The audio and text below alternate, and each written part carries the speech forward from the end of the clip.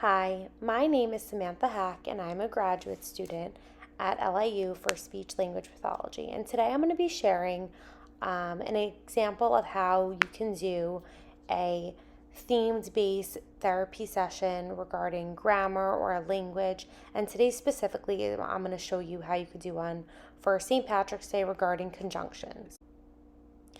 First, I would go into a little background knowledge of what are conjunctions.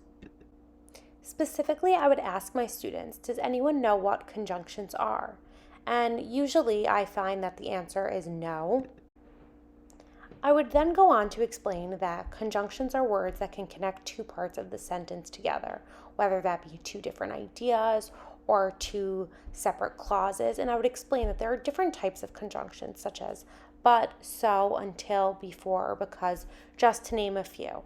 Again, considering these students are probably younger that I would be teaching this, I wouldn't choose to necessarily go into all conjunctions, but I think just to start out with the smaller ones and the more simpler ones is better. Specifically, because this is a theme-based approach and I chose to do it on St. Patrick's Day, I wrote a story, and in this story I embedded a few different conjunctions such as and, but, so, and until. And I would read this to my students while also having that comprehension part of speech language pathology in there. So this now means that they also have to listen to a story and understand what's going on.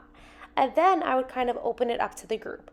Who can find conjunctions? And I would have people come to the board and choose which conjunction they see and why it makes sense that it's there.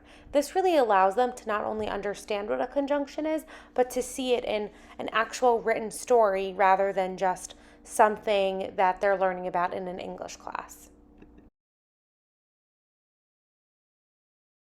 Lastly, for my follow-up activity, I would have three different sentence starters, each ending with a conjunction and having my students finish that sentence.